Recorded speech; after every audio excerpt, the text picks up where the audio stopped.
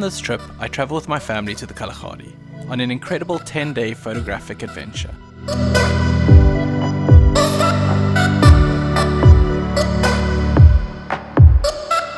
A trip that unexpectedly ends with me ticking off an item on my bucket list.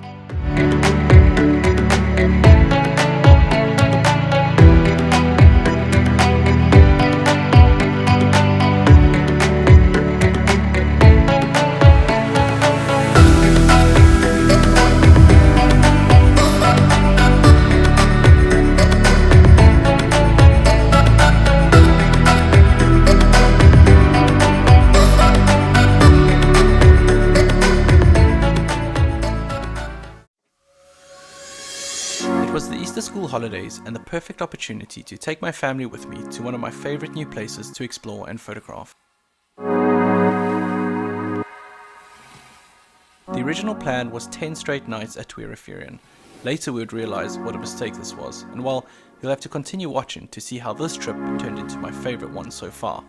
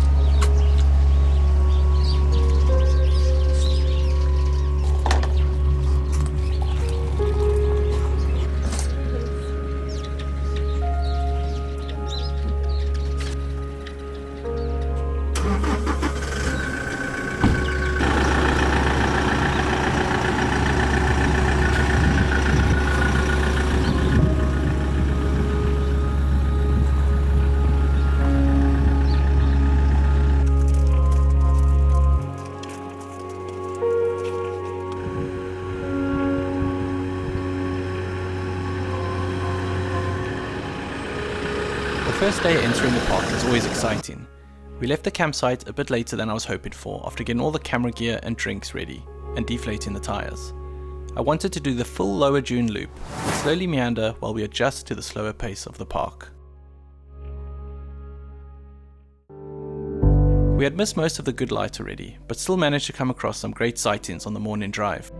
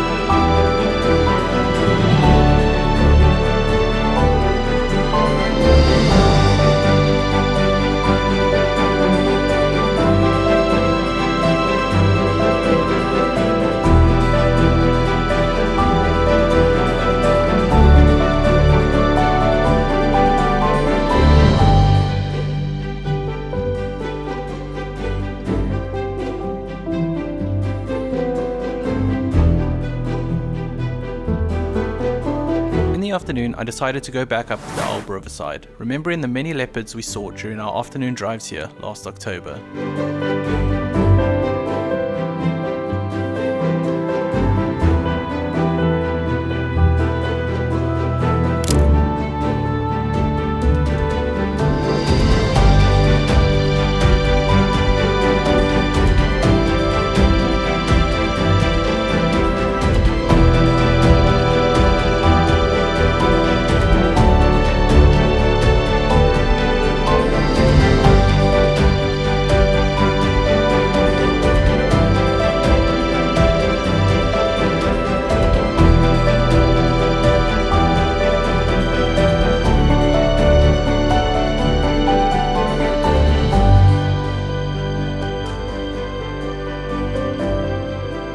The drive was peaceful, and we were already feeling a lot more relaxed as we enjoyed the sun setting behind the impressive dunes.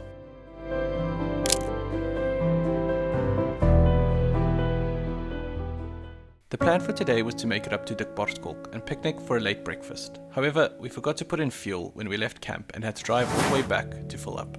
So we decided on a shorter drive up to Melkvlei for breakfast instead.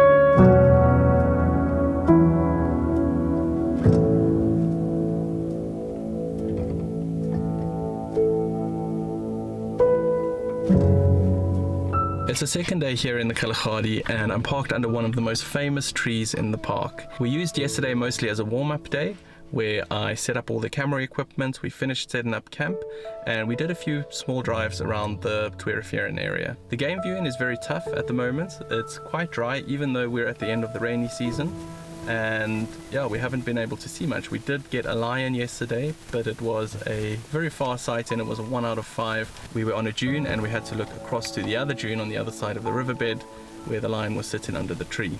The other thing is the park opens at 7 o'clock in the mornings and the sun comes up at 6:30, so there's a 30-minute window that you miss of the best morning light, which puts a little bit of pressure on the morning drives when you're driving out looking for animals, and you've got half an hour less of good light in the morning to take good photos with. Obviously, being in the Kgalagadi, we are looking for predators, and I'd like to get as many good shots of predators as I can. But there's a lot of small things to take photographs of here in the park, and I'm going to be spending a lot of my time focusing on the smaller things, the birds, the secretary birds looking for food, the meerkats digging for bugs, things like that that you don't ordinarily see in a lot of the other parks around the country. So yes, the small things count as much as the big things in this park. The waterholes are good areas to look for both the small things and the big things in the park. The predators come to the waterholes looking for water, but there's a lot of life around the waterholes as well with smaller creatures. We're currently heading up towards Northorp. Let's see what we can see on the road up there.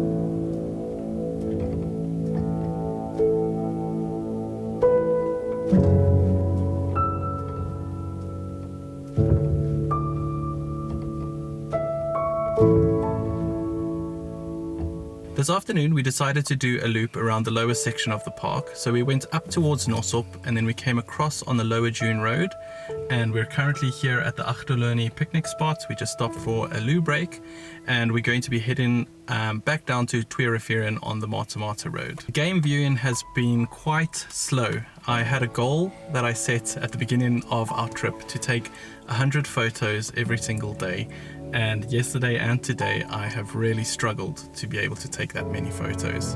The animals have either been too far away, and I do have my 200 to 600mm lens here, but they've been just a little bit too far, or the lighting's been terrible. There's either shadows on the animals or the light is just too harsh to take any good pictures. The one thing I also wanted to mention is that I'm shooting with some new equipment this trip. I've got the GoPro door mount for the camera, and then on top of it I've got a Manfrotto fluid head. This is helping me to take really smooth video, as well as stabilize the camera for when I'm taking photos to bring out the most sharpness. Weather-wise, it's actually been quite nice. During the day, it gets up there, it gets hot. I think it's averaging around 35 degrees.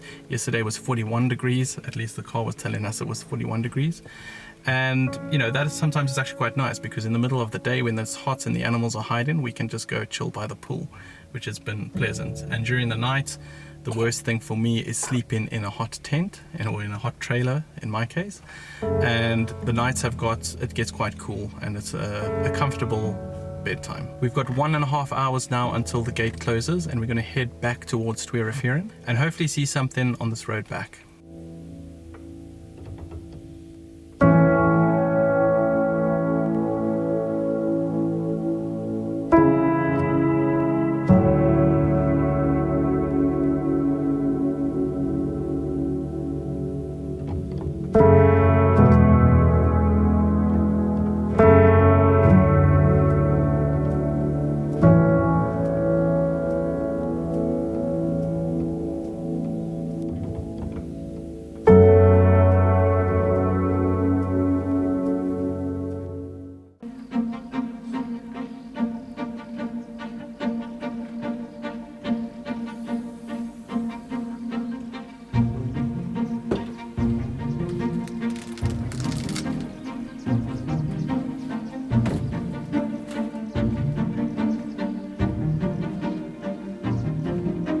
Last night was the first night that was actually freezing. We felt really cold last night, and I think tonight we're going to have to put on some warmer pajamas.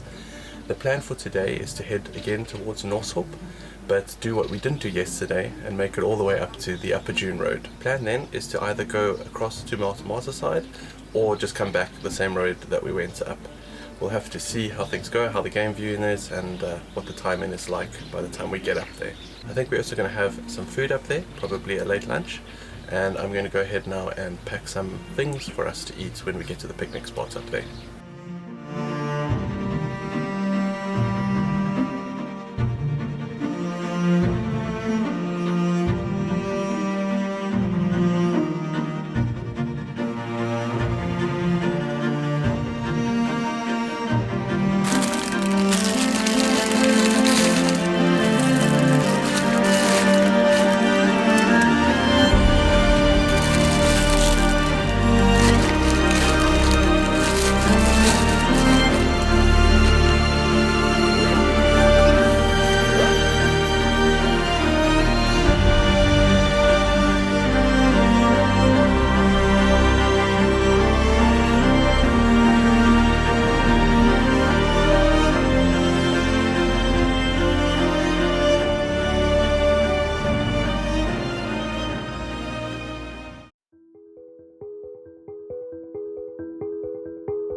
The anticipation of finding a predator today was high. We had a feeling that today was the day, and as we passed Rooipoort, we weren't disappointed.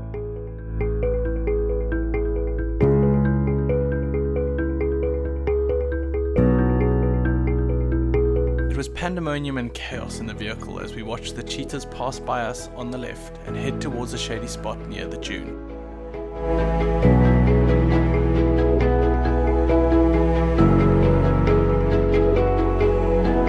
They had just fed and groomed each other in the shade.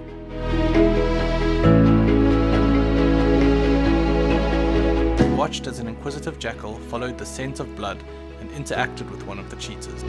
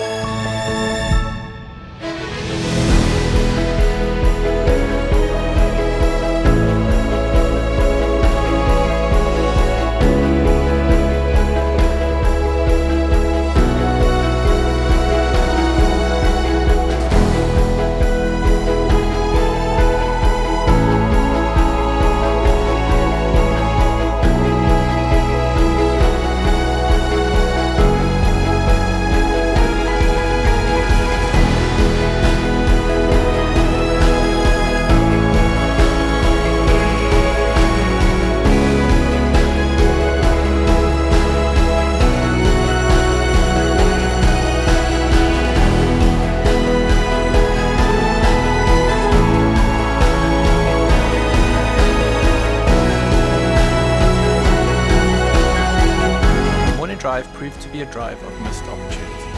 Yes, we had the incredible cheetah sighting, but I didn't get any good shots of them, and I later missed a Cape Cobra that was in the middle of the road. Another great composition of a steenbok on the top of the dune road was also missed.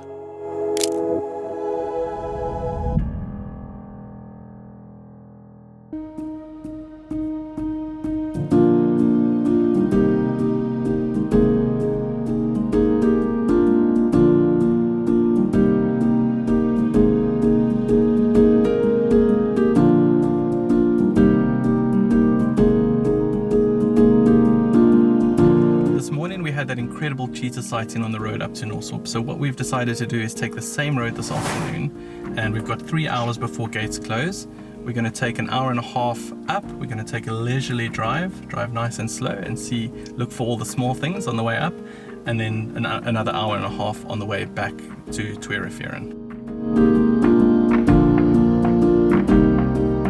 We came across the cheetahs twice in the afternoon drive and had the most amazing jackal sightings in the most beautiful golden light.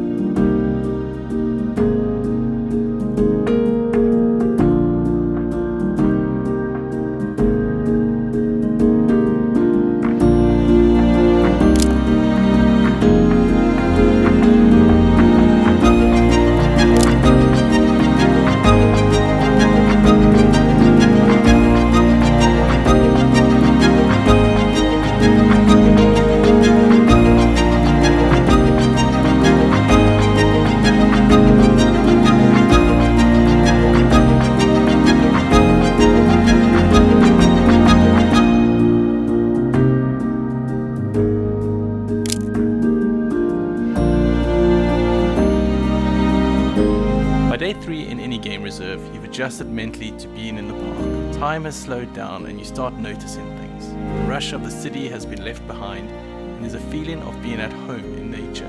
Things you ordinarily wouldn't notice are crystal clear, and you're no longer thinking about work, stress, and what's for dinner. It's just you and nature as one, as it should be.